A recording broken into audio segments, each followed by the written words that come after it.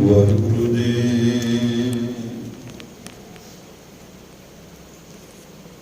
ਸਤਿਨਾਮ ਸ੍ਰੀ ਵਾਹਿਗੁਰੂ ਸਾਹਿਬ JIO.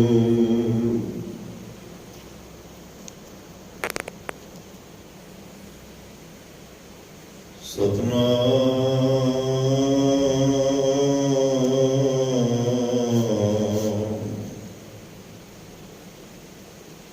ਸ੍ਰੀ ਵਾਹਿਗੁਰੂ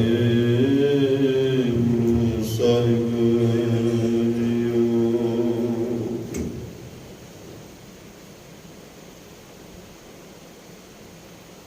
ਬਾਣੀ ਗੁਰੂ ਗੁਰੂ ਹੈ ਬਾਣੀ,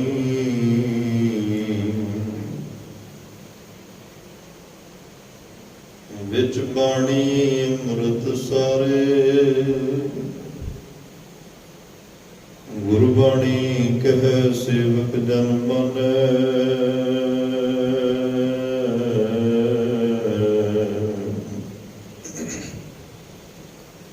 ਪ੍ਰਤੱਖ ਗੁਰੂ ਨਿਸਤਾਰੇ।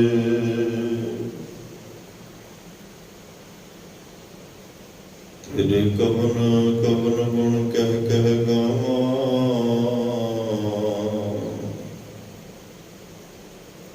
ਤੂੰ ਸਾਹਿਬ ਗੁਣੀ ਨਿਧਾਨਾ। ਤੁਮਰੀ ਮਹਿਮਾ ਵਰਨ ਨਾ ਸਕੋ,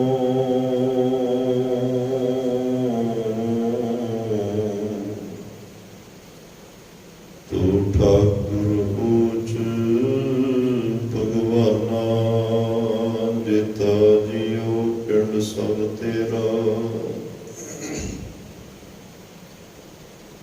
ਤੂੰ ਅੰਤਰਜਾਮੀ ਪੁਰਖ ਭਗਵਾਨ।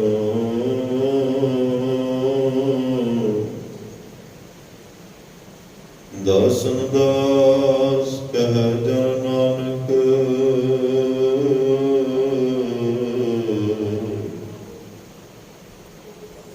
ਜਿਹਾ ਤੂੰ ਕਰਾਏ ਹੈ ਤਿਹਾ ਹੋਂ ਕਰੀ। ਮਖਿਆਨ ਬੇਸ਼ੁਮਾਰ ਅਥਾਹ ਅਗਨਿਤ ਅਤੁਲੈ, ਜਿਉ ਬੁਲਾਵੇ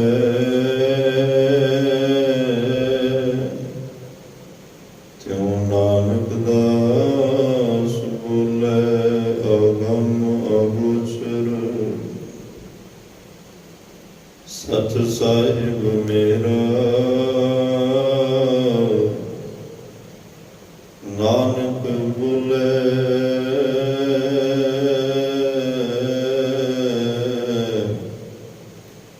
ਬੁਲਾਇਆ ਤੇਰਾ।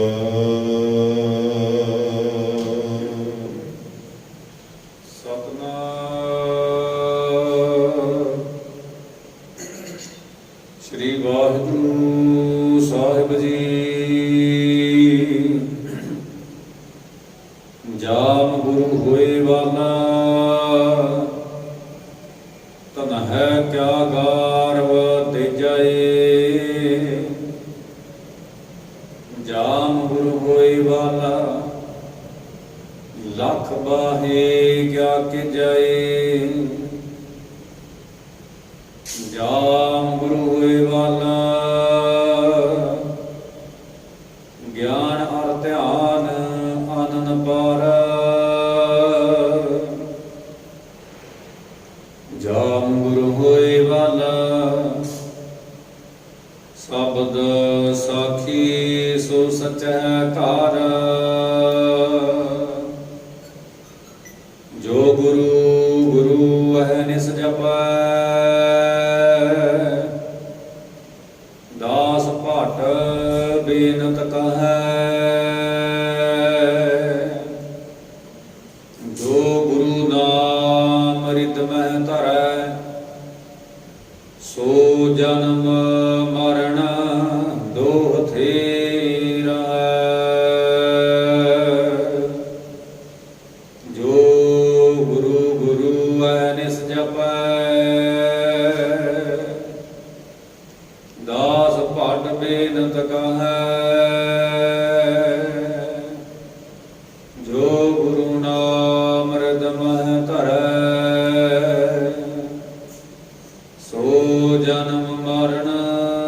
ਦੋਹ ਥੇਰਾ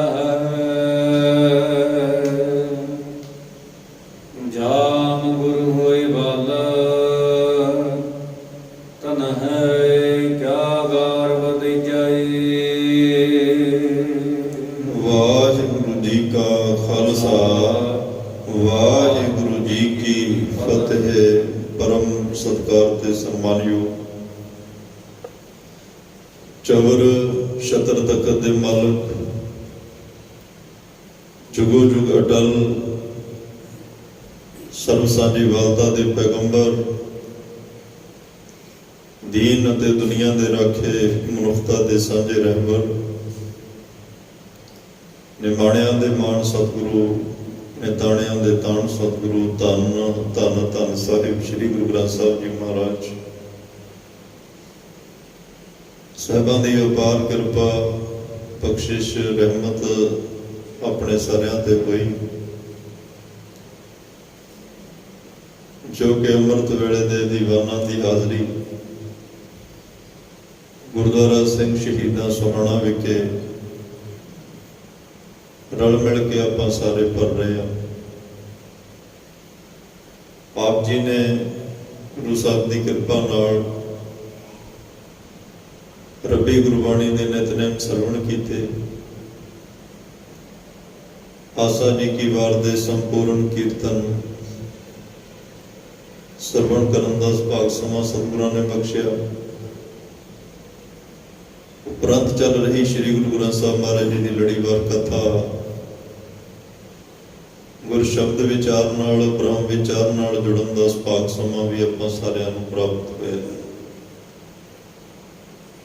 ਆਓ ਇਸ ਮਿਲੇ ਹੋਏ ਸਮੇਂ ਨੂੰ ਗੁਰਬਾਣੀ ਵਿਚਾਰ ਕਰਕੇ, ਬ੍ਰਹਮ ਦੀ ਵਿਚਾਰ ਕਰਕੇ,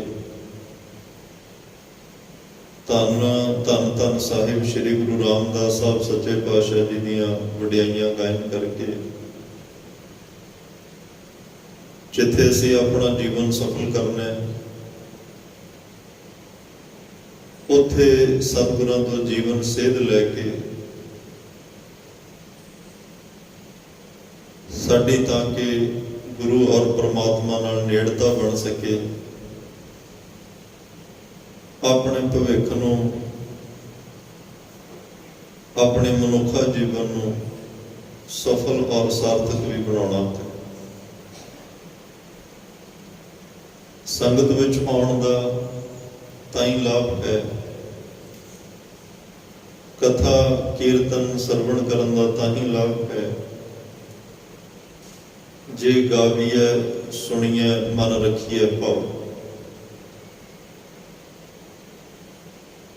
ਤੇ ਗੁਰੂ ਨਾਨਕ ਸਾਹਿਬ ਪਾਤਸ਼ਾਹ ਨੇ ਕਿਹਾ ਜੇ ਗਾਉਣਾ ਹੈ, ਸੁਣਨਾ ਹੈ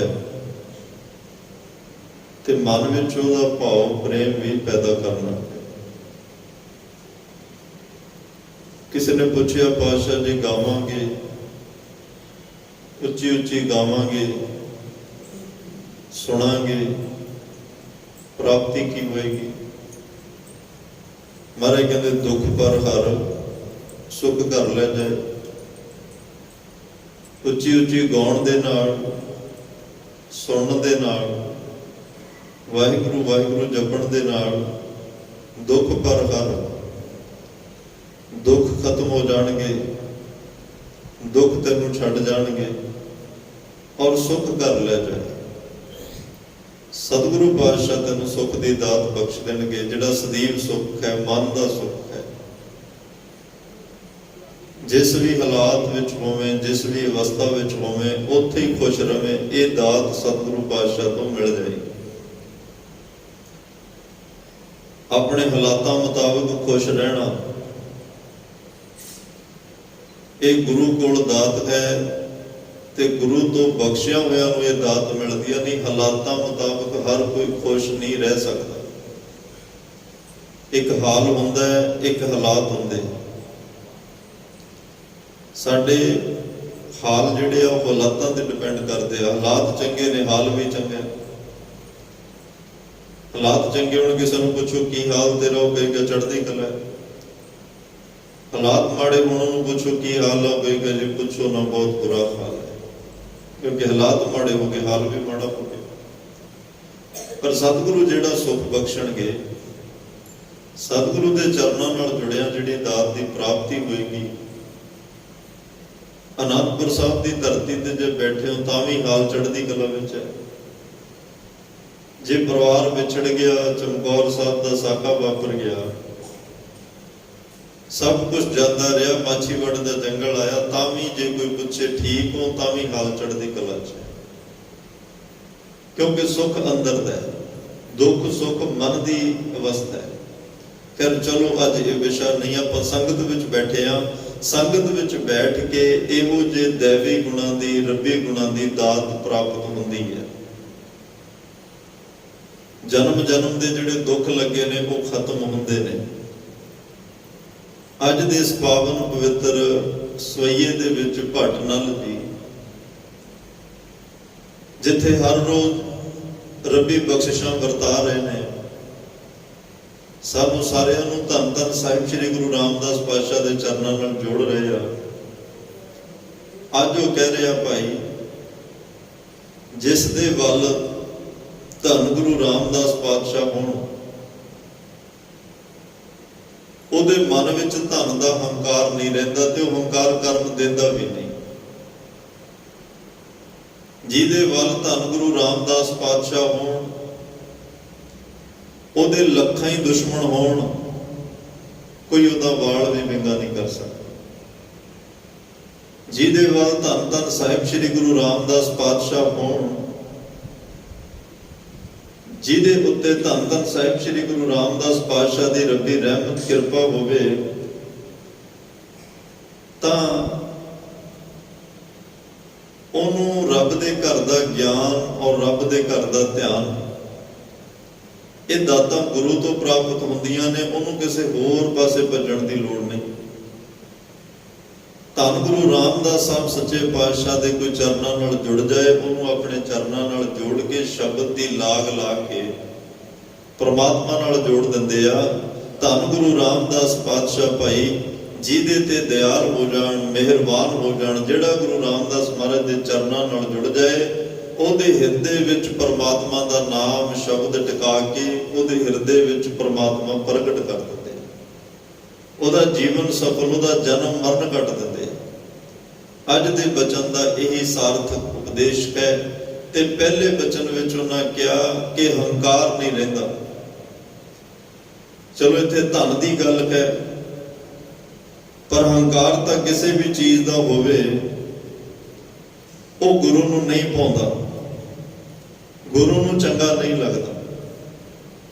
ਕਿਸੇ ਵੀ ਗੱਲ ਦਾ ਹੰਕਾਰ ਕਰੋ, ਉਹ ਗੁਰੂ ਨਾਲ, ਪਰਮਾਤਮਾ ਨਾਲ ਸਾਡੀ ਦੂਰੀ ਬਣਾਏਗਾ।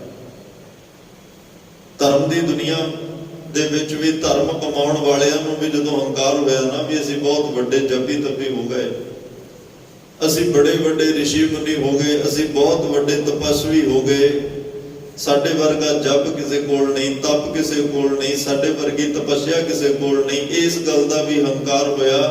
ਅਖੀਰ ਉਹਨਾਂ ਦੀ ਜਿਹੜੀ ਉਹ ਰੱਬੀ ਬਖਸ਼ਿਸ਼ ਨਾਲੋਂ ਜਿਹੜੀ ਝੋਲੀ ਭਰਨੀ ਸੀ, ਉਹ ਖਾਲੀ ਰਹੀ। ਕਿਸੇ ਨੂੰ ਉਮਰ ਦਾ ਹੰਕਾਰ ਹੋ ਗਿਆ, ਵੀ ਮੇਰੀ ਬਹੁਤ ਵੱਡੀ ਉਮਰ, ਬਹੁਤ ਕੁਛ ਹੈ ਮੇਰੇ ਕੋਲ, ਮੈਂ ਬਹੁਤ ਕੁਛ ਪ੍ਰਾਪਤ ਕਰ ਚੁੱਕਿਆ। ਮਹਾਰਾਜ ਸਾਹਿਬ ਕਹਿੰਦੇ ਇਹ ਹੰਕਾਰ ਵਸ ਹੋ ਕੇ ਜੇ ਧਰਮ ਵੀ ਕੋਈ ਕਮਾਵੇ, ਹੰਕਾਰ ਵਸ ਹੋ ਕੇ ਕੋਈ ਧਰਮ ਦਾ ਕਰਮ ਕਰੇ, ਇਹ ਤਾਂ ਐਵੇਂ ਆ ਜਿਵੇਂ ਕੋਈ ਬਹੁਤ ਸਾਰਾ ਦੁੱਧ ਇਕੱਠਾ ਕਰ ਲੇ ਤੇ ਉਹ ਚ ਰੰਚਕ ਮਾਤਰ ਕਾਂਜੀ ਪਾ ਦੇ ਤੇ ਸਾਰੇ ਦੁੱਧ ਨੂੰ ਬਰਬਾਦ ਕਰ ਦਿੰਦੀ ਹੈ। ਧਰਮ ਕਮਾਉਂਦਿਆਂ, ਪਾਠ ਕਰਦਿਆਂ, ਬਾਣੀ ਪੜ੍ਹਦਿਆਂ, ਸਤਸੰਗ ਕਰਦਿਆਂ, ਸੇਵਾ ਕਰਦਿਆਂ ਜੇ ਮਾੜਾ ਜਿਹਾ ਵੀ ਹੰਕਾਰ ਆ ਗਿਆ ਨਾ, ਤੇ ਕਹਿੰਦੇ ਇਸ ਬਰਾਬਰ ਹੈ ਜਿਵੇਂ ਕੋਈ ਬਹੁਤ ਮਿਹਨਤ ਨਾਲ ਚੰਗੇ ਪਕਵਾਨ ਪਦਾਰਥ ਤਿਆਰ ਕੀਤੇ ਹੋਣ ਤੇ ਅੰਤ ਛਕਣ ਵੇਲੇ ਵਿੱਚ ਮੱਖੀ ਡਿੱਗ ਪਏ, ਉਹ ਸਾਰਾ ਭੋਜਨ ਬੇਸਵਾਦਾ ਹੋ ਜਾਂਦਾ ਹੈ।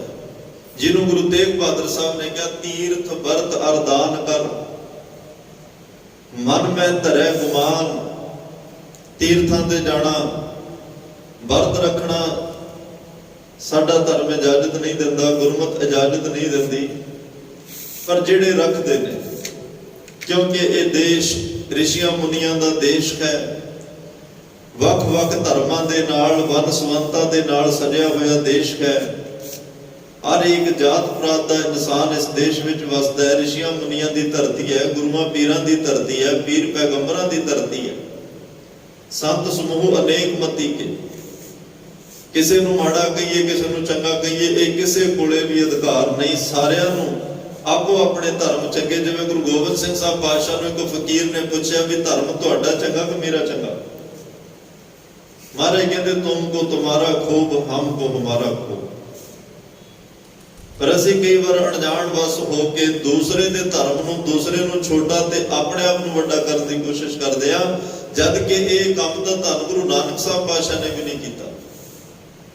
ਮਹਾਰਾਜ ਗਏ ਤੀਰਥ ਯਾਤਰਾ ਤੇ ਨਹੀਂ ਗਏ, ਤੀਰਥ ਸਥਾਨਾਂ ਤੇ ਗਏ। ਪਹਿਲੀ ਉਦਾਸੀ ਹਿੰਦੂ ਤੀਰਥਾਂ ਵੱਲ ਕੀਤੀ, ਜੋਗੀਆਂ ਵੱਲ ਕੀਤੀ, ਫਿਰ ਮੱਕੇ ਦੇ ਉਹਨਾਂ ਕਾਜੀ ਮੁਲਾਣਿਆਂ ਨੂੰ ਮਿਲਣ ਵਾਸਤੇ ਗਏ। ਮਹਾਰਾਜ ਨੇ ਸਿਰਫ ਇੰਨਾ ਹੀ ਕਿਹਾ ਸੀ, ਭਾਈ ਤੁਸੀਂ ਧਾਰਮਿਕ ਸਥਾਨਾਂ ਤੇ ਬੈਠੇ ਹੋ, ਤੁਹਾਡੇ ਤੇ ਲੋਕ ਵਿਸ਼ਵਾਸ ਬਹੁਤ ਕਰਦੇ ਆ, ਭਰੋਸਾ ਬਹੁਤ ਆ ਤੁਹਾਡੇ ਪ੍ਰਤੀ, ਪਰ ਧਰਮ ਦੇ ਨਾਂ ਦੇ ਉੱਤੇ ਕਿਸੇ ਨੂੰ ਗੁੰਮਰਾਹ ਕਰਨਾ, ਧਰਮ ਦੇ ਨਾਂ ਦੇ ਉੱਤੇ ਕਿਸੇ ਨੂੰ ਭਰਮ ਭੁਲੇਖਿਆਂ ਵਿੱਚ ਪਾਉਣਾ, ਵਹਿਮਾਂ ਭਰਮਾਂ ਵਿੱਚ ਪਾਉਣਾ, ਕਰਮ ਕਾਂਡਾਂ 'ਚ ਪਾਉਣਾ, ਇਹ ਗੱਲਾਂ ਤੁਹਾਨੂੰ ਸ਼ੋਭਾ ਨਹੀਂ ਦਿੰਦੀਆਂ। ਆਪ ਵੀ ਰੱਬ ਦਾ ਨਾਮ ਜਪੋ, ਆਪ ਵੀ ਪਰਮਾਤਮਾ ਨਾਲ ਜੁੜੋ। ਜਿਹੜਾ ਤੁਹਾਨੂੰ ਨਾਮ ਚੰਗਾ ਲੱਗਦਾ ਉਹੀ ਜਪੋ। ਕਿਸੇ ਨੂੰ ਨਹੀਂ ਕਿਹਾ ਮੇਰਾ ਸਿੱਖ ਬਣ ਤਾਂ ਤੂੰ ਰੱਬ ਨੂੰ ਮਿਲੇਗਾ, ਆਪਣਾ ਧਰਮ ਛੱਡ ਕੇ ਮੇਰੇ ਕੋਲ ਆ ਤਾਂ।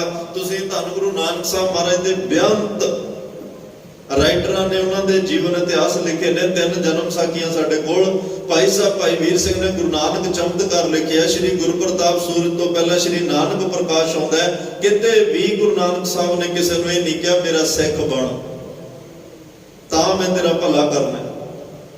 ਇੱਕ ਇਨਸਾਨੀਅਤ ਤੌਰ ਤੇ ਗੁਰੂ ਗ੍ਰੰਥ ਸਾਹਿਬ ਪਾਤਸ਼ਾਹ ਦੀ ਇਹੀ ਤਾਂ ਵਿਲੱਖਣਤਾ ਹੈ ਕਿ ਇੱਥੇ ਜਿਹੜਾ ਵੀ ਉਪਦੇਸ਼ ਹੈ ਸਮੁੱਚੇ ਸੰਸਾਰ, ਸਮੁੱਚੇ ਵਿਸ਼ਵ ਲਈ ਹੈ।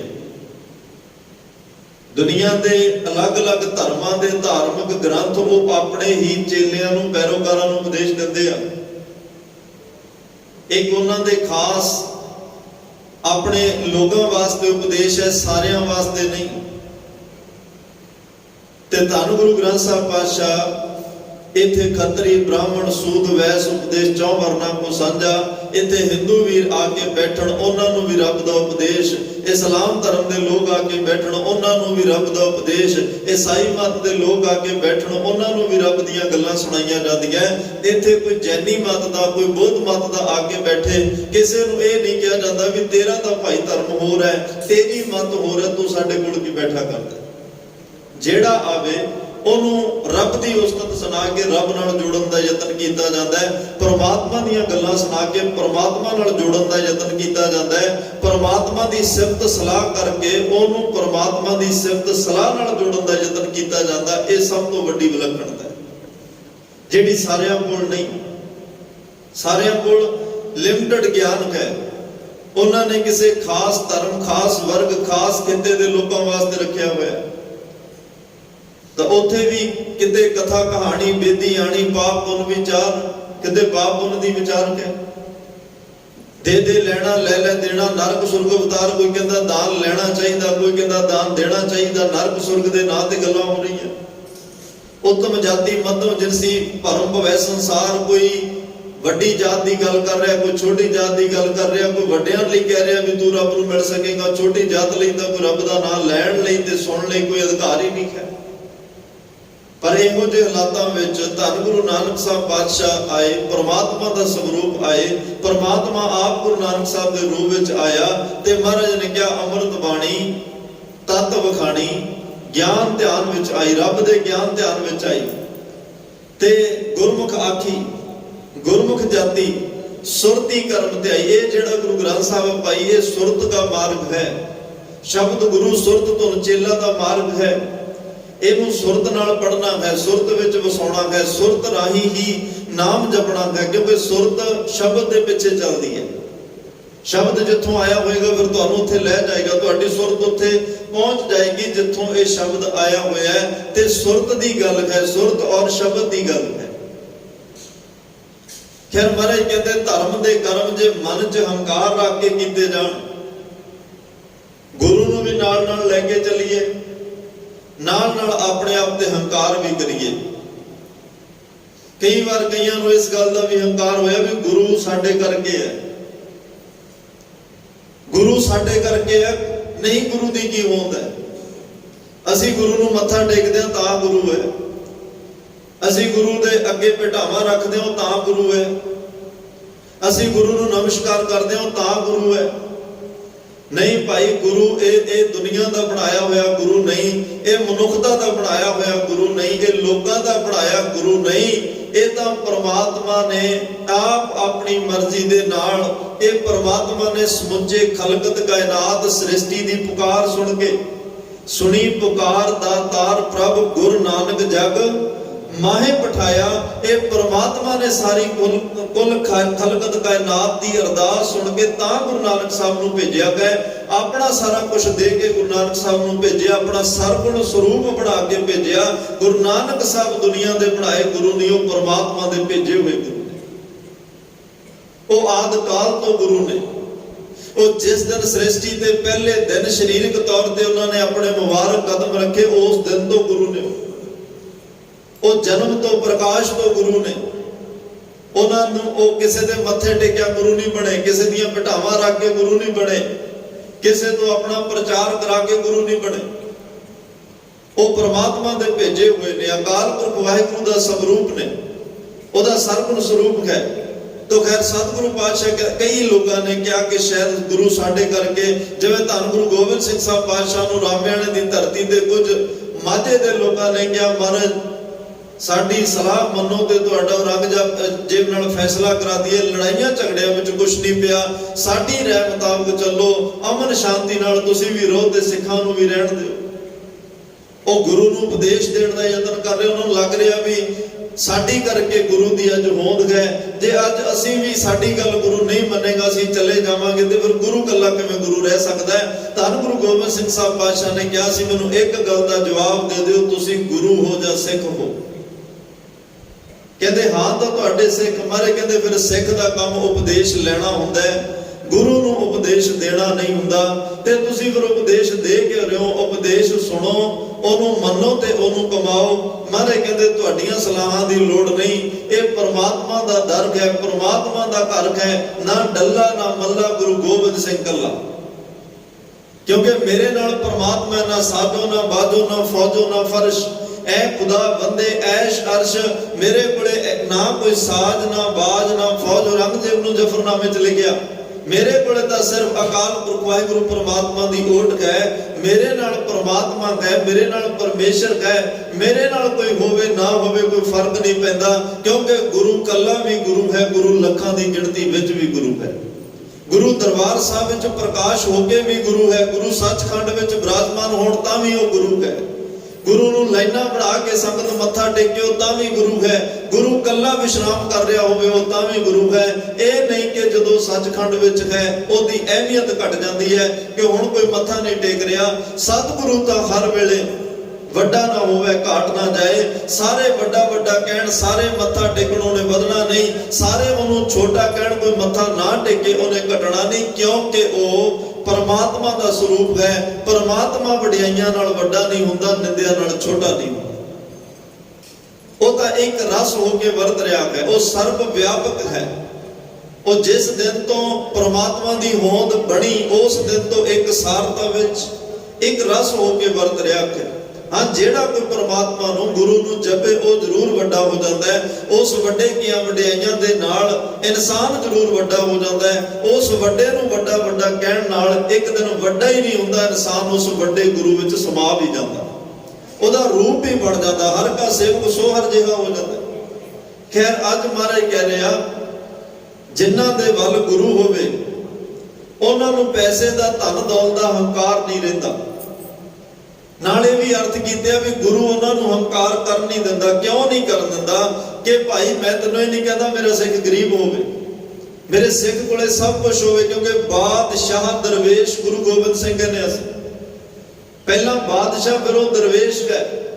ਰਾਜ ਯੋਗ ਦੀ ਇੱਕ ਦਿਨ ਆਪਾਂ ਗੱਲ ਕੀਤੀ। ਰਾਜ ਕੀ ਆ? ਬਾਦਸ਼ਾਹ ਤੇ ਬਾਦਸ਼ਾਹ ਜਿਹੜੇ ਨੇ ਉਹ ਗਰੀਬ ਥੋੜਾ ਹੁੰਦੇ ਆ, ਬਾਦਸ਼ਾਹ ਤਾਂ ਅਮੀਰ ਹੁੰਦੇ ਆ। ਬਾਦਸ਼ਾਹਾਂ ਦੇ ਘਰ ਵਿੱਚ ਕਮੀ ਥੋੜਾ ਕੋਈ ਹੁੰਦੀ ਹੈ। ਧੰਨ ਗੁਰੂ ਗੋਬਿੰਦ ਸਿੰਘ ਕਹਿੰਦੇ, ਮੈਂ ਬਾਦਸ਼ਾਹ ਭਾਈ, ਤੇ ਤੁਸੀਂ ਸਾਰੇ ਮੇਰੇ ਪੁੱਤਰ ਧੀਓ, ਬਾਦਸ਼ਾਹ ਦੇ ਪੁੱਤਰ ਧੀਆਂ ਗਰੀਬ ਕਿਵੇਂ ਹੋ ਸਕਦੇ ਆ? ਜੇ ਬਾਦਸ਼ਾਹ ਕੋਲ ਇੰਨਾ ਕੁਛ ਹੈ ਤਾਂ ਉਹ ਸਾਰਾ ਉਹਦੀ ਔਲਾਦ ਵਾਸਤੇ ਹੁੰਦਾ ਹੈ, ਉਹਦੇ ਬੱਚਿਆਂ ਵਾਸਤੇ ਹੁੰਦਾ ਹੈ, ਉਹਦੀ ਅੰਸ਼ ਵੰਸ਼ ਵਾਸਤੇ ਹੁੰਦਾ ਹੈ। ਜੋ ਕੁਛ ਮੇਰੇ ਘਰ ਵਿੱਚ ਹੈ ਸਾਰਾ ਕੁਛ ਤੁਹਾਡੇ ਲਈ ਹੈ। ਜੋ ਕੁਛ ਵੀ ਮੈਂ ਆਪਣੇ ਘਰ ਵਿੱਚ ਰੱਖਿਆ, ਸਾਰੀਆਂ ਦਾਤਾਂ ਮੈਂ ਆਪਣੇ ਸਿੱਖ ਲਈ ਰੱਖੀਆਂ। ਗੁਰੂ ਨੂੰ ਤਾਂ ਇਹਨਾਂ ਦਾਤਾਂ ਦੀ ਲੋੜ ਨਹੀਂ ਨਾ ਹੈ। ਕੋਠੀਆਂ, ਗੱਡੀਆਂ, ਬੰਗਲੇ, ਧਨ ਦੌਲਤ, ਪੈਸਾ, ਸ਼ੋਹਰਤ, ਜੋ ਕੁਛ ਹੈ ਸੁੱਖ ਦੁਨੀਆ ਦਾ ਸਾਰਾ ਕੁਛ ਇਹ ਸਿੱਖ ਵਾਸਤੇ ਰੱਖਿਆ। ਮਾਰੇ ਕਹਿੰਦੇ ਸਾਰੀਆਂ ਦਾਤਾਂ ਲੈ ਕੇ ਜਾ, ਜੰਮ ਜੰਮ ਹੰਡਾ, ਤੇਰੇ ਘਰ 'ਚ ਕੋਈ ਕਮੀ ਨਾ ਹੋਵੇ। ਪਰ ਮੈਂ ਤਾਂ ਸਿਰਫ ਇਹ ਕਹਿਣਾ ਚਾਹੁੰਦਾ ਵੀ ਇਹ ਸਾਰੀਆਂ ਦਾਤਾਂ ਪ੍ਰਾਪਤ ਕਰਕੇ ਹੰਕਾਰ ਨਹੀਂ ਹੋਣਾ ਚਾਹੀਦਾ, ਮਨ ਵਿੱਚ ਇਹ ਮਾਣ ਨਹੀਂ ਹੋਣਾ ਚਾਹੀਦਾ ਵੀ ਮੈਂ ਬਹੁਤ ਅਮੀਰ ਹਾਂ, ਮੇਰੇ ਘਰ ਵਿੱਚ ਕਮੀ ਕੋਈ ਨਹੀਂ। ਇਹ ਜਿਹਨੇ ਸਾਰਾ ਕੁਝ ਦਿੱਤਾ ਉਹਨੂੰ ਆਪਣੇ ਨਾਲ ਸਮਝ, ਉਹਨੂੰ ਅੰਗ ਸੰਗ ਸਮਝ, ਉਹਦਾ ਸ਼ੁਕਰਾਨਾ ਕਰ, ਉਹਦਾ ਹਰ ਵੇਲੇ ਧੰਨਵਾਦ ਕਰ, ਹਰ ਵੇਲੇ ਉਹਦਾ ਸ਼ੁਕਰਾਨਾ ਕਰ। ਫਿਰ ਇਹ ਹੰਕਾਰ ਵੀ ਕਦੇ ਤੇਰੇ ਤੇ ਹਾਵੀ ਨਹੀਂ ਹੋਏਗਾ। ਹੰਕਾਰ ਸਿਮਰਨ ਕਰਨ ਤੋਂ ਨਹੀਂ ਰੋਕਦਾ, ਹੰਕਾਰ ਪਾਣੀ ਪੜਨ ਤੋਂ ਨਹੀਂ ਰੋਕਦਾ, ਹੰਕਾਰ ਸੇਵਾ ਕਰਨ ਤੋਂ ਨਹੀਂ ਰੋਕਦਾ, ਹੰਕਾਰ ਸਤਸੰਗ ਵਿੱਚ ਵੀ ਆਉਣ ਤੋਂ ਨਹੀਂ ਰੋਕਦਾ।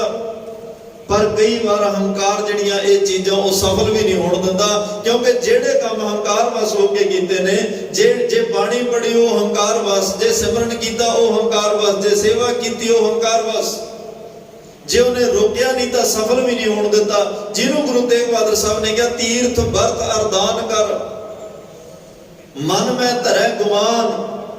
ਧਰਮ ਦੇ ਕਰਮ ਕਰਦਾ ਜੇ ਮਨ 'ਚ ਗੁਮਾਨ ਆ ਗਿਆ, ਮਾਣ ਮਾੜੀ ਚੀਜ਼ ਨਹੀਂ, ਪਰ ਕਰਨਾ ਕਿਹਦੇ ਤੇ ਆ? ਇਹ ਗੱਲ ਨੂੰ ਸਮਝਣਾ ਜ਼ਰੂਰੀ ਹੈ। ਮਾਣ ਕਰੋ ਤਦ ਉਪਰੇ, ਮਾਣ ਕਰਨਾ ਤਾਂ ਗੁਰੂ ਤੇ ਕਰ, ਮਾਣ ਕਰਨਾ ਤਾਂ ਪਰਮਾਤਮਾ ਤੇ ਕਰ। ਦੇਖੋ ਗੱਲ ਗੁਰੂ ਦੀ ਹੋਵੇ, ਗੱਲ ਪਰਮਾਤਮਾ ਦੀ ਹੋਵੇ, ਇਹ ਨਿਰਗੁਣ ਸਰੂਪ ਸਰਗੁਣ ਸਰੂਪ ਦੋਵੇਂ ਪਰਮਾਤਮਾ ਦੇ ਸਰੂਪ ਨੇ। ਜੇ ਅਸੀਂ ਸਤਿਗੁਰੂ ਦੀ ਵਡਿਆਈ ਕਰ ਰਹੇ ਹਾਂ ਤਾਂ ਪਰਮਾਤਮਾ ਦੀ ਵਡਿਆਈ ਹੋ ਰਹੀ ਹੈ, ਜੇ ਪਰਮਾਤਮਾ ਦੀ ਵਡਿਆਈ ਕਰ ਰਹੇ ਹਾਂ ਤੇ ਨਾਲ ਨਾਲ ਗੁਰੂ ਦੀ ਵੀ ਵਡਿਆਈ ਹੋ ਰਹੀ ਹੈ। ਕਿਉਂਕਿ ਸਾਸਤ ਸੋਧੇ ਸਿਮਰਤ ਵੇਦ, ਪਾਰ ਬ੍ਰਹਮ ਗੁਰ ਨਾਹੀ ਭੇਦ, ਗੁਰ ਪਰਮੇਸ਼ਰ ਏਕੋ ਜਾਣ। ਗੁਰੂ ਤੇ ਪਰਮਾਤਮਾ ਪਰਮੇਸ਼ਰ ਇੱਕੋ ਹੀ ਨੇ, ਦੋਹਾਂ ਵਿੱਚ ਫਰਕ ਕੋਈ ਨਹੀਂ। ਜੇ ਅੱਜ ਕੱਲ ਗੁਰੂ ਰਾਮਦਾਸ ਪਾਤਸ਼ਾਹ ਦੀ ਚੱਲ ਰਹੀ ਹੈ ਨਾ, ਜੇ ਅੱਜ ਭੱਟ ਸਾਹਿਬਾਨ ਗੁਰੂ ਰਾਮਦਾਸ ਮਹਾਰਾਜ ਦੀ ਵਡਿਆਈ ਕਰ ਰਿਹਾ ਤਾਂ ਪਰਮਾਤਮਾ ਦੀ ਵਡਿਆਈ ਨਾਲ ਨਾਲ ਹੋ ਰਹੀ ਹੈ, ਕਿਉਂਕਿ ਗੁਰੂ ਰਾਮਦਾਸ ਪਰਮਾਤਮਾ ਦਾ ਸਰੂਪ ਹੈ। ਗੁਰੂ ਰਾਮਦਾਸ ਭਾਈ ਤਾਂ ਹੀ ਬਾਬਾ ਸੱਤਾ ਬਲਵੰਡ ਜੀ ਨੇ ਕਿਹਾ ਸੀ ਨਾ, ਸਿੱਖੀ ਅਤੇ ਸੰਗਤੀ ਪਾਰ ਬ੍ਰਹਮ ਕਰ ਨਮਸਕਾਰਿਆ। ਸਿੱਖਾਂ ਤੇ ਸੰਗਤਾਂ ਨੇ ਗੁਰੂ ਰਾਮਦਾਸ ਪਾਤਸ਼ਾਹ ਨੂੰ ਕੱਲਾ ਗੁਰੂ ਨਹੀਂ, ਪਰਮਾਤਮਾ ਪਾਰ ਬ੍ਰਹਮ ਸਮਝ ਕੇ ਮੱਥਾ ਟੇਕਿਆ। ਈਵਨ ਕਿ ਧੰਨ ਗੁਰੂ ਅਮਰਦਾਸ ਪਾਤਸ਼ਾਹ ਨੇ ਵੀ ਪਾਰ ਬ੍ਰਹਮ ਸਮਝ ਕੇ ਨਮਸਕਾਰ ਕੀਤੀ, ਉਹਨਾਂ ਨੇ ਰੱਬ ਸਮਝ ਕੇ ਮੱਥਾ ਟੇਕਿਆ। ਤੇ ਮਹਾਰਾਜ ਗੁਰੂ ਤੇਗ ਬਹਾਦਰ ਸਾਹਿਬ ਕਹਿ ਰਿਹਾ ਤੀਰਥ ਵਰਤ ਅਰਦਾਨ ਕਰ, ਮਨ ਮੈਂ ਧਰੈ ਗੁਮਾਨ, ਨਾਨਕ ਨੇ ਫਲ ਜਤ ਦੇ, ਜਿਉ ਕੁੰਚਰ ਇਸ਼ਨਾਨ। ਭਾਈ ਉਹ ਤਾਂ ਹਾਥੀ ਦੇ ਇਸ਼ਨਾਨ ਵਰਗਾ, ਹਾਥੀ ਨੂੰ ਜਿੰਨਾ ਮਰਜ਼ੀ ਨਲਾ ਦੋ, ਅਖੀਰ ਉਹਨੇ ਸੁੰਡ ਨਾਲ ਸਾਰੀ ਖੇਸਵਾ ਆਪਣੇ ਉੱਪਰ ਪਾ ਕੇ ਨਹਾਤਾ ਨਾ ਨਹਾਤਾ ਇੱਕ ਬਰਾਬਰ ਹੋ ਜਾਂਦਾ ਹੈ। ਜੇ ਹੰਕਾਰ ਵਸ ਰੱਖ ਕੇ ਤੂੰ ਇਹ ਧਰਮ ਦੇ ਕੰਮ ਕਰੇਗਾ, ਤੀਰਥਾਂ ਦੇ ਇਸ਼ਨਾਨ ਕਰੇਗਾ, ਪੁੰਨ ਦਾਨ ਕਰੇਗਾ, ਫਿਰ ਇਹ ਸਾਰੇ ਕਰਮ ਤੇਰੇ ਹਾਥੀ ਦੇ ਇਸ਼ਨਾਨ ਵਰਗੇ ਨੇ। ਤੇ ਇਹ ਸਾਰਾ ਕੁਝ ਕੀਤਾ ਵੀ ਹੰਕਾਰ ਨੇ ਸਾਰਾ ਕੁਝ ਵਿਅਰਥ ਵੀ ਕਰ ਦਿੱਤਾ। ਤੇ ਨਾਲ ਗੁਰੂ ਤੇਗ ਬਹਾਦਰ ਸਾਹਿਬ ਨੇ ਇਹ ਵੀ ਕਹਿ ਦਿੱਤਾ ਜਿਹੇ ਪ੍ਰਾਨੀ ਹਉਮੈ ਤਜੀ, ਜਿਸ ਪ੍ਰਾਨੀ ਨੇ ਹਉਮੈ ਤਜ ਦਿੱਤੀ, ਤਜ ਦਾ ਮਤਲਬ ਤਿਆਗ ਦਿੱਤੀ, ਛੱਡ ਦਿੱਤੀ। ਮੈਂ ਵੀ ਬੇਨਤੀ ਕਰਾਂ, ਹਉਮੈ ਜਿਹੜੀ ਹੈ ਇਹ ਦੀਰਘ ਰੋਗ ਹੈ, ਇਹ ਲੰਮੇਰਾ ਰੋਗ ਹੈ। ਹਉਮੈ ਦੀਰਘ ਰੋਗ ਹੈ, ਪਰ ਮਹਾਰਾਜ ਕਹਿੰਦੇ ਦਾਰੂ ਪੀਸਮਾ ਹੈ, ਇਹਦੀ ਦਵਾਈ ਵੀ ਹੈ। ਇਹ ਰੋਗ ਬਹੁਤ ਪੁਰਾਣਾ ਹੈ ਤੇ ਵਾਰ-ਵਾਰ ਜਿਹੜਾ ਜੰਮਣ ਮਰਨ ਦਾ ਦੁੱਖ ਹੈ ਨਾ, ਇਨਸਾਨ ਆਉਂਦਾ ਸੰਸਾਰ ਦੇ ਕਦੇ ਕਿਸੇ ਜਨਮ ਵਿੱਚ, ਕਦੇ ਕਿਸੇ ਜਨਮ ਵਿੱਚ, ਫਿਰ ਮੌਤ, ਫਿਰ ਜਨਮ, ਫਿਰ ਇਹ ਜਿਹੜਾ ਸਿਲਸਿਲਾ ਚੱਲ ਰਿਹਾ ਹੈ ਇਹ ਵੀ ਹਉਮੈ ਦੇ ਵਸ ਹੋ ਕੇ ਚੱਲ ਰਿਹਾ। ਜਿਨ ਰਚ ਰਚਿਆ ਪੁਰਖ ਵਿਧਾਤੇ, ਨਾਲੇ ਹਉਮੈ ਪਾਈ, ਜਨਮ ਮਰਨ ਉਸ ਹੀ ਕੋ ਹੈ ਰੇ, ਉਹਾਂ ਆਵੇ ਜਾਈ। ਮਹਾਰਾਜ ਸਾਹਿਬ ਕਹਿੰਦੇ ਜਿਸ ਪਰਮਾਤਮਾ ਨੇ ਤੇਰਾ ਸਰੀਰ ਰਚਿਆ, ਕੰਢੇਂਦਿਆਂ 6 ਮਾਹੋਂ 6 ਮਹੀਨੇ ਲੱਗੇ ਇਹ ਸਰੀਰ ਦੀ ਘਾੜਤ ਕੱਢਦਿਆਂ, ਇਹਨੂੰ ਬਣਾਉਂਦਿਆਂ ਉਹਨੇ ਆਪਣੀ ਜੋਤ ਟਿਕਾਈ, ਉਹਨੇ ਸਵਾਸ ਟਿਕਾਏ, ਦੇਵੀ ਗੁਣ ਟਿਕਾਏ, ਰੱਬੀ ਰਹਿਮਤਾਂ ਨਾਲੇ ਹਉਮੈ ਪਾਈ, ਨਾਲ ਇਹ ਹਉਮੈ ਦਾ ਬੀਜ ਵੀ ਅੰਦਰ ਟਿਕਾ ਦਿੱਤਾ। ਕਿਉਂਕਿ ਸੰਸਾਰ ਵਿੱਚ ਅਸੀਂ ਇਸ ਹਉਮੈ ਨਾਲ ਹੀ ਤਕਰੀਬਨ ਲੜਾਈ ਕਰਨੀ ਹੈ। ਧਰਮ ਦੀ ਦੁਨੀਆ ਵਿੱਚ ਦੱਸਿਆ ਜਾਂਦਾ ਵੀ ਇਹ ਹਉਮੈ ਤੋਂ ਫਤਿਹਯਾਬ ਕਿਵੇਂ ਹੋਣਾ, ਇਸ ਹਉਮੈ ਤੋਂ ਅਸੀਂ ਕਿਵੇਂ ਜਿਉਂਦੇ ਜੀ ਜਿੱਤਣਾ ਹੈ, ਇਸ ਹਉਮੈ ਨੂੰ ਕਿਵੇਂ ਅਸੀਂ ਫਤਿਹ ਕਰਕੇ ਨਿਮਰਤਾ ਦੇ ਧਾਰਨੀ ਬਣ ਕੇ ਪ੍ਰਮਾਤਮਾ ਦੇ ਘਰ ਵਿੱਚ ਭੇਜੋ। ਧੰਨ ਧੰਨ ਗੁਰੂ ਰਾਮਦਾਸ ਪਾਤਸ਼ਾਹ ਜੀ ਤਖਤ ਤੇ ਬਿਰਾਜਮਾਨ ਹੋਏ ਨਾ। ਗੁਰੂ ਰਾਮਦਾਸ ਪਾਤਸ਼ਾਹ ਜੀ ਸੋਢੀ ਸੁਲਤਾਨ ਪਾਤਸ਼ਾਹ ਬਣੇ। ਜੇ ਗੁਰੂ ਰਾਮਦਾਸ ਗੁਰੂ ਨਾਨਕ ਦੇ ਤਖਤ ਤੇ ਬਿਰਾਜਮਾਨ ਸੁਭਾਏਮਾਨ ਹੋਏ, ਜੇ ਗੁਰੂ ਅਮਰਦਾਸ ਪਾਤਸ਼ਾਹ ਨੇ ਉਹਨਾਂ ਨੂੰ ਤਰੁੱਠ ਕੇ ਇਹ ਗੁਰਤਾ ਗੱਦੀ ਦੀ ਦਾਤ ਦਿੱਤੀ, ਉਹਦੇ ਵਿੱਚੋਂ ਸਭ ਤੋਂ ਵੱਡਾ ਕਾਰਨ ਨਿਮਰਤਾ ਵੀ ਹੈ। ਕਿਉਂਕਿ ਇੰਨੀ ਨੇ ਜਿੱਦੇ ਬਾਬਾ ਸ਼੍ਰੀ ਚੰਦ ਜੀ ਦਰਸ਼ਨ ਕਰਨ ਆਏ ਧੰਨ ਗੁਰੂ ਨਾਨਕ ਸਾਹਿਬ ਪਾਤਸ਼ਾਹ ਦੇ ਸਾਹਿਬਜ਼ਾਦੇ, ਤਾਂ ਪਹਿਲਾਂ ਤਾਂ ਉਹਨਾਂ ਨੂੰ ਇਹ ਲੱਗ ਰਿਹਾ ਸੀ ਕਿ ਗੁਰੂ ਅੰਗਦ ਸਾਹਿਬ ਮਿਲੇ ਉਹਨਾਂ ਨੂੰ ਸੀ ਗੁਰਤਾ ਗੱਦੀ ਸਾਨੂੰ ਮਿਲੇ।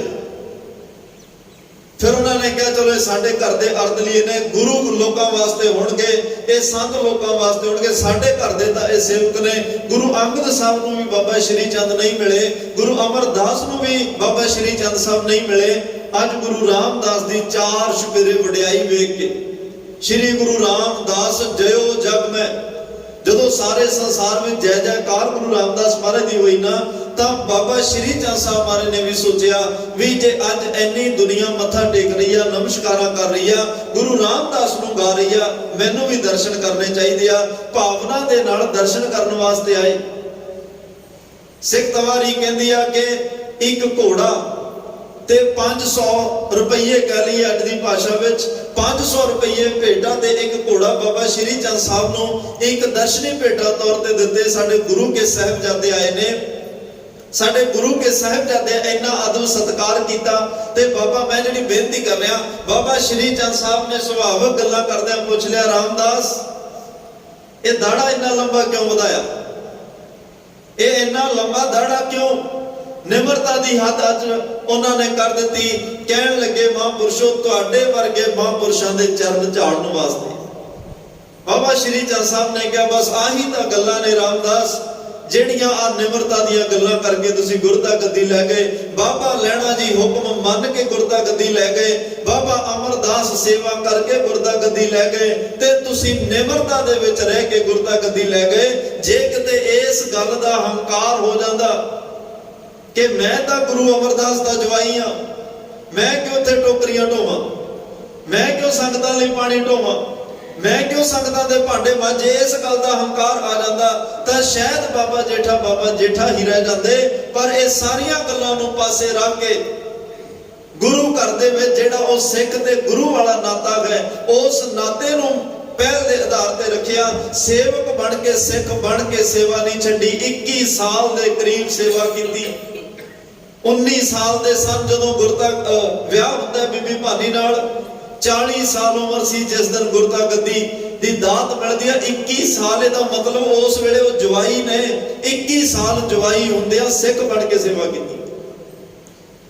ਉਹ ਨਿਮਰਤਾ ਦੀ ਦਾਤ ਗੁਰਤਾ ਗੱਦੀ ਤੇ ਬਿਰਾਜਮਾਨ ਕਰ ਗਈ।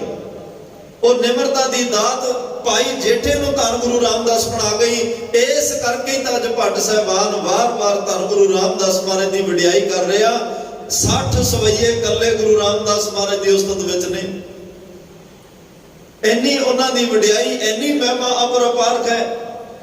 ਸ਼ਬਦ ਮੁੱਕ ਜਾਂਦੇ ਆ ਗੁਰੂ ਰਾਮਦਾਸ ਪਾਤਸ਼ਾਹ ਤੇਰੇ ਗੁਣ ਗਾਉਂਦਿਆਂ, ਤੇਰੀ ਵਡਿਆਈ ਕਰਦਿਆਂ, ਤੁਹਾਨੂੰ ਧੰਨ ਕਹਿੰਦਿਆਂ ਘੜੀਆਂ ਦੇ ਸਮੇਂ ਖਤਮ ਹੋ ਜਾਂਦੇ ਆ। ਤੁਸੀਂ ਇੰਨੇ ਬੇਅੰਤ, ਇੰਨੇ ਵਿਸ਼ਾਲ, ਇੰਨੇ ਦੀਨ ਦਿਆਲ ਹੋ, ਇੰਨੇ ਰਹਿਮਤਾਂ ਦੇ ਖਜ਼ਾਨੇ ਹੋ, ਜਿਹੜਾ ਵੀ ਤੁਹਾਡੇ ਦਰ ਤੇ ਆਉਂਦਾ ਝੋਲੀਆਂ ਭਰ ਕੇ ਜਾਂਦਾ।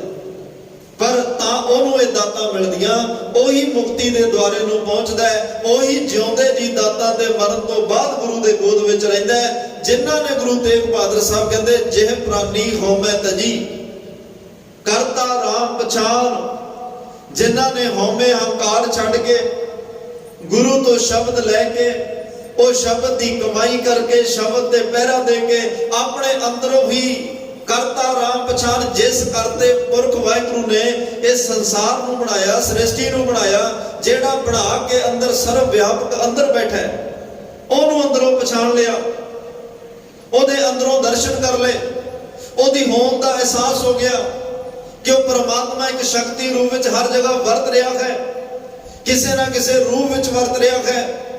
ਹਰ ਵੇਲੇ ਉਹ ਨਿਰੰਤਰ ਆਪਣੀ ਕਿਰਤ, ਉਹਨੂੰ ਕਰਤਾ ਪੁਰਖ ਇਸੇ ਕਰਕੇ ਕਹਿੰਦੇ ਆ ਰੱਬ 24 ਘੰਟੇ ਕਿਰਤ ਕਰ ਰਿਹਾ, ਇੱਕ ਵੀ ਸੈਕਿੰਡ ਉਹ ਵਿਹਲਾ ਨਹੀਂ।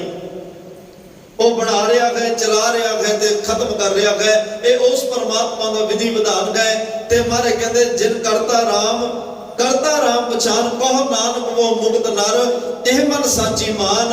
ਉਹੀ ਇਨਸਾਨ ਭਾਈ ਮੁਕਤੀ ਦੇ ਦੁਆਰੇ ਤੇ ਪਹੁੰਚਦਾ, ਜਿਉਂਦੇ ਜੀ ਵੀ ਉਹੀ ਮੁਕਤ ਹੁੰਦਾ ਹੈ। ਮਰਨ ਤੋਂ ਜਿਹੜਾ ਜਿਉਂਦੇ ਜੀ ਮੁਕਤ ਆ, ਫਿਰ ਮਰਨ ਤੋਂ ਬਾਅਦ ਉਹਦੇ ਲਈ ਕਹਿਣਾ ਵੀ ਨਹੀਂ ਪੈਂਦਾ ਵੀ ਇਹਨੂੰ ਮੁਕਤੀ ਦੀ ਦਾਤ ਬਖਸ਼ੋ। ਜਿਹੜਾ ਜਿਉਂਦੇ ਜੀ ਗੁਰ ਸ਼ਬਦ ਕਰਕੇ ਦੁਨੀਆ ਦੇ ਬੰਧਨਾਂ ਤੋਂ ਮੁਕਤ ਹੋ ਗਿਆ, ਸੰਸਾਰ ਦੇ ਬੰਧਨਾਂ ਤੋਂ ਮੁਕਤ ਹੋ ਗਿਆ, ਉਹ ਮਰਨ ਤੋਂ ਬਾਅਦ ਵੀ ਗੁਰੂ ਪਾਤਸ਼ਾਹ ਦੇ ਘਰ ਵਿੱਚ ਹੀ ਉਹਨੂੰ ਥਾਂ ਮਿਲਦੀ ਆ, ਗੁਰੂ ਚਰਨਾਂ ਵਿੱਚ ਸਮਾ ਜਾਂਦਾ। ਉਸ ਘਰ ਵਿੱਚ ਉਹਨੂੰ ਗੁਰੂ ਸਾਹਿਬ ਟਿਕਾਉਂਦੇ ਆ।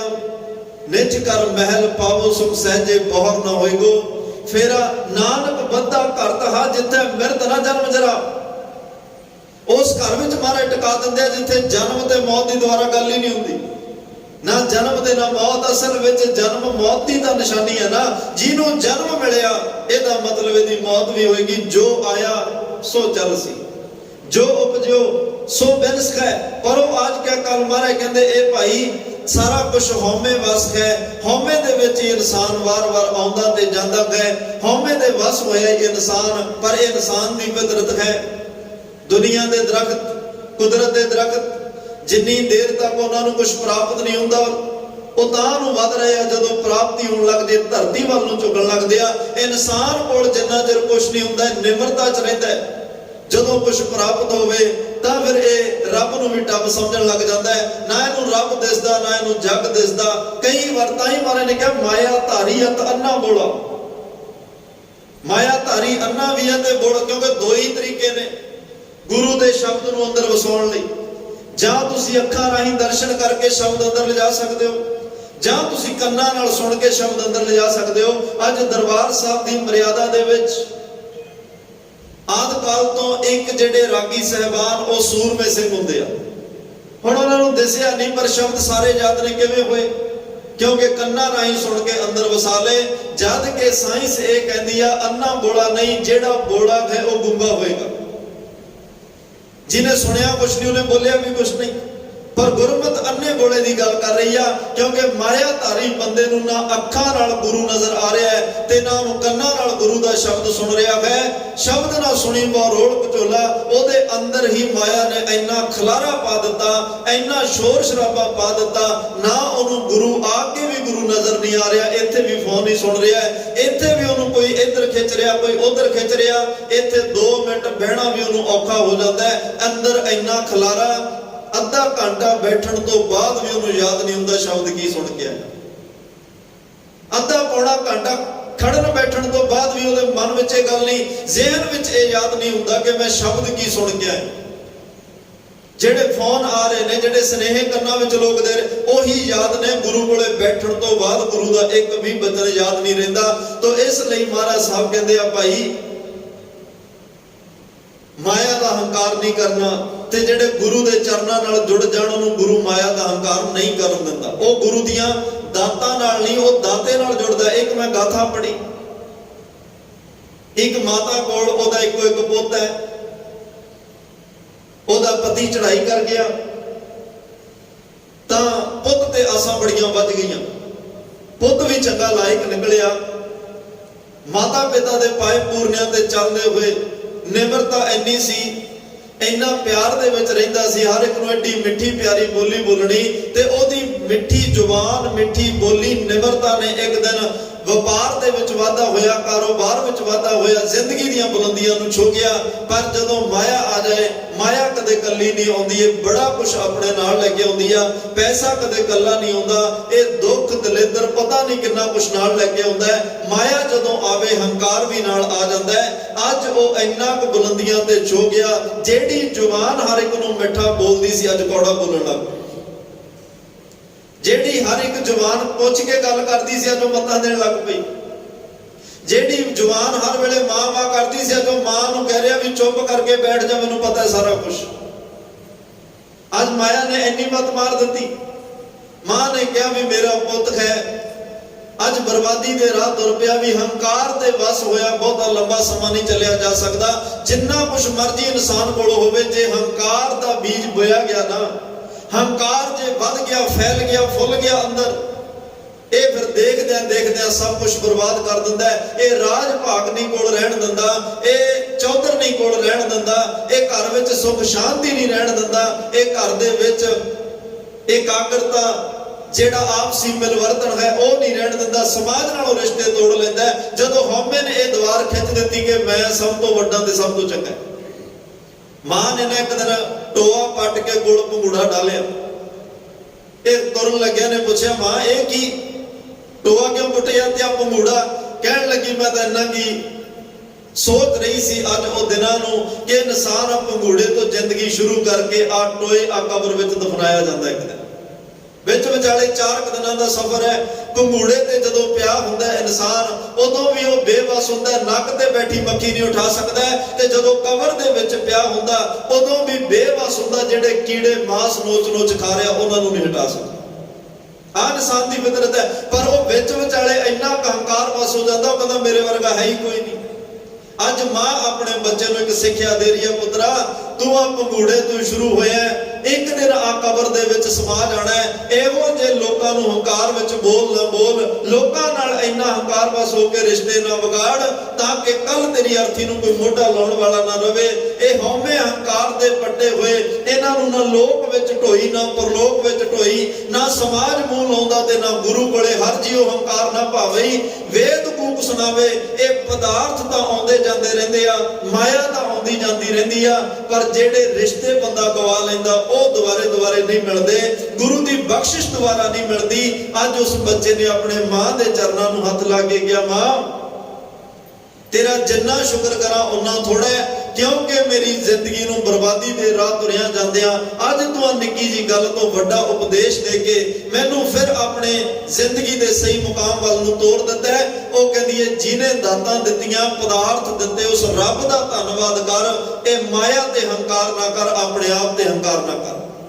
ਅੱਜ ਉਹ ਫਿਰ ਗੁਰੂ ਜਪਣ ਲੱਗ ਪਿਆ। ਕਹਿਣ ਤੋਂ ਭਾਵ ਇਹ ਹਉਮੈ ਹੰਕਾਰ ਦੇ ਵਸ ਹੋਇਆ ਇਨਸਾਨ ਭਾਈ ਆਪ ਕਈ ਵਾਰ ਆਪਣੀ ਜ਼ਿੰਦਗੀ ਦੇ ਸ਼ੁਭ ਗੁਣ ਵੀ ਗਵਾ ਲੈਂਦਾ, ਕੀਮਤੀ ਸਮਾਂ ਗਵਾ ਲੈਂਦਾ, ਤੇ ਗੁਰੂ ਨਾਲ ਨੇੜਤਾ ਬਣਾਉਣ ਦੀ ਬਜਾਏ ਗੁਰੂ ਨਾਲੋਂ ਦੂਰੀਆਂ ਪੈਦਾ ਹੋ ਜਾਂਦੀਆਂ ਨੇ। ਆਓ ਅੱਜ ਦੇ ਇਸ ਪਾਵਨ ਬਚਨ ਦੇ ਅੰਦਰ ਭੱਟ ਨੰਦ ਸਾਹਿਬਾਨ ਕੀ ਉਪਦੇਸ਼ ਸਾਡੀ ਝੋਲੀ ਚ ਪਾ ਰਹੇ ਨੇ, ਪਿਆਰ ਨਾਲ ਸਰਵਣ ਕਰੀਏ ਜੀ। ਜਾਮ ਗੁਰੂ ਹੋਈ ਵੱਲ ਤਨਹਿ ਕਿਆ ਗੌਰਵ ਦੇ ਜਾਏ। ਜਾਮ ਦਾ ਅਰਥ ਹੁੰਦਾ ਜਿਸ ਵੱਲ, ਜਿਹਦੇ ਵੱਲ ਗੁਰੂ ਰਾਮਦਾਸ ਪਾਤਸ਼ਾਹ ਹੋ ਜਾਣ। ਤਨਹਿ ਕਿਆ ਗੌਰਵ ਦੀਜੈ, ਉਹਨਾਂ ਨੂੰ ਉਹ ਹੰਕਾਰ ਨਹੀਂ ਕਰਨ ਦਿੰਦਾ ਪੈਸੇ ਦਾ, ਕਿਉਂਕਿ ਹੰਕਾਰ ਦੇ ਵਸ ਹੋ ਕੇ ਤਾਂ ਜੇ ਤੁਸੀਂ ਧਰਮ ਦੇ ਕੰਮ ਕਮਾਏ ਉਹ ਵੀ ਵਿਅਰਥ ਨੇ, ਫਲ ਗਏ। ਮਹਾਰਾਜ ਸਾਹਿਬ ਕਹਿੰਦੇ, ਅਨਕ ਤਪੱਸਿਆ ਕਰੇ ਹੰਕਾਰ, ਨਰਕ ਸੁਰਗ ਫਿਰ ਅਵਤਾਰ। ਹੰਕਾਰ ਧਨ ਦਾ ਤਾਂ ਬਹੁਤ ਮਾੜਾ, ਜੇ ਤਪੱਸਿਆ ਦਾ ਵੀ ਹੰਕਾਰ ਹੋ ਜਾਏ ਨਾ, ਇਹ ਵੀ ਦੁਬਾਰਾ ਜਨਮ ਮਰਨ ਦਾ ਗੇੜ ਨਰਕਾਂ ਸੁਰਗਾਂ ਦੇ ਚੱਕਰਾਂ 'ਚ ਪਾ ਲੈਂਦਾ। ਇਸ ਲਈ ਹੰਕਾਰ ਤੋਂ ਬਚੀਏ, ਹਉਮੈ ਤੋਂ ਬਚੀਏ। ਇੰਨਾ ਕੁ ਤਾਂ ਅਹਿਸਾਸ ਹੋ ਹੀ ਜਾਂਦਾ ਨਾ ਵੀ ਆਹ ਗੱਲ ਮੈਂ ਹੰਕਾਰ ਵਸ ਕੀਤੀ ਆ।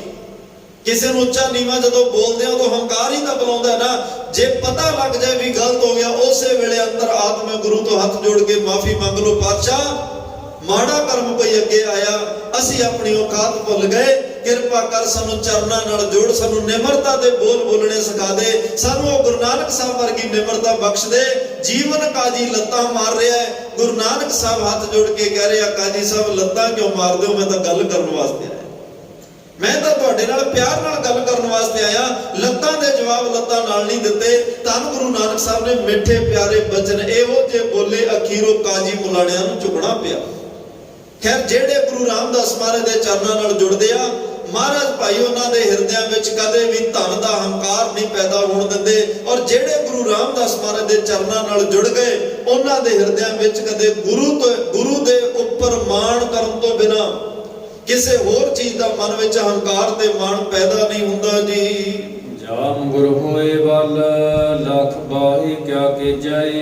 ਅੱਜ ਜਿਨ੍ਹਾਂ ਨੂੰ ਆਪਣੇ ਦੁਸ਼ਮਣਾਂ ਤੋਂ ਡਰ ਹੈ, ਉਹ ਕਿਸੇ ਵੀ ਖੇਤਰ ਵਿੱਚ ਹੋਣ ਕਿ ਮੇਰਾ ਕੋਈ ਆ ਨਾ ਵਿਗਾੜ ਦੇ, ਮੇਰਾ ਕੋਈ ਆ ਨਾ ਵਿਗਾੜ ਦੇ, ਮੈਨੂੰ ਕੋਈ ਆ ਨਾ ਮਾਰ ਦੇ, ਬੜੇ ਡਰ ਨੇ ਅੱਜ ਦੁਨੀਆ ਨੂੰ।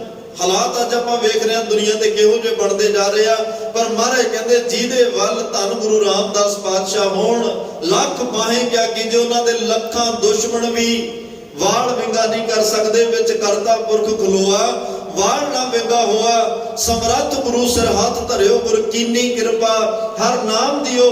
ਜਿਹਦੇ ਸਿਰ ਤੇ ਗੁਰੂ ਦਾ ਹੱਥ ਹੋਵੇ ਉਹਨਾਂ ਦਾ ਕੋਈ ਕੁਝ ਵਿਗਾੜ ਨਹੀਂ ਸਕਦਾ। ਗੁਰੂ ਰਾਮਦਾਸ ਦੀ ਐਡੀ ਰੱਬੀ ਰਹਿਮਤ, ਬਾਹਰਲੇ ਦੁਸ਼ਮਣ ਵੀ ਕੁਝ ਨਹੀਂ ਵਿਗਾੜ ਸਕਦੇ।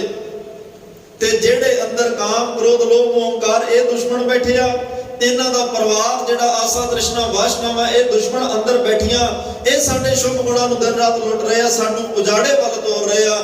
ਗੁਰੂ ਰਾਮਦਾਸ ਮਹਾਰਾਜ ਦੇ ਚਰਨਾਂ ਨਾਲ ਜੁੜਨ ਵਾਲਿਆਂ ਨੂੰ ਬਾਹਰਲਾ ਦੁਸ਼ਮਣ ਵੀ ਕੁਝ ਨਹੀਂ ਕਹਿ ਸਕਦਾ, ਅੰਦਰਲੇ ਜਿਹੜੇ ਦੁਸ਼ਮਣ ਨੇ ਉਹ ਵੀ ਕੁਝ ਨਹੀਂ ਵਿਗਾੜ ਸਕਦੇ ਜੀ। ਜਾਮ ਗੁਰੂ ਹੋਏ ਵੱਲ ਗਿਆਨ ਅਰ ਧਿਆਨ ਆਨਨ ਪਰ। ਜਾਮ ਜਿਸ ਵੱਲ ਗੁਰੂ ਹੋ ਜਾਏ, ਜਿਹਦੇ ਹੱਕ ਵਿੱਚ, ਜਿਹਦੇ ਵੱਲ ਗੁਰੂ ਹੋ ਜਾਏ। ਆਪਾਂ ਕਹਿੰਦੇ ਨਾ ਫਲਾਨਾ ਮੇਰੇ ਵੱਲ ਖੜਾ, ਬੰਦਿਆਂ ਤੇ ਮਾਣ ਕਰ ਰਹੇ ਆ, ਉਹ ਮੇਰੀ ਸਪੋਰਟ ਤੇ ਆਇਆ। ਇੱਕ ਆਮ ਬੰਦੇ ਤੇ ਮਾਣ, ਮਹਾਰਾਜ ਸਾਹਿਬ ਨੇ ਕਿਹਾ ਮਾਨਵ ਕੀ ਟੇਕ ਬਿਰਥੀ ਸਭ ਜਾਨ।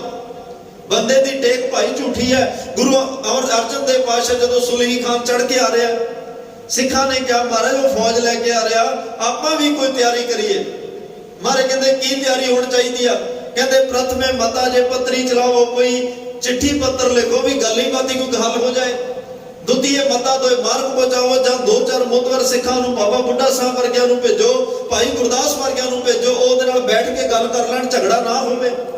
ਤ੍ਰਿਤੀਏ ਮਤਾ ਕਿਛ ਕਰੋ ਉਹ ਪਾਇਆ।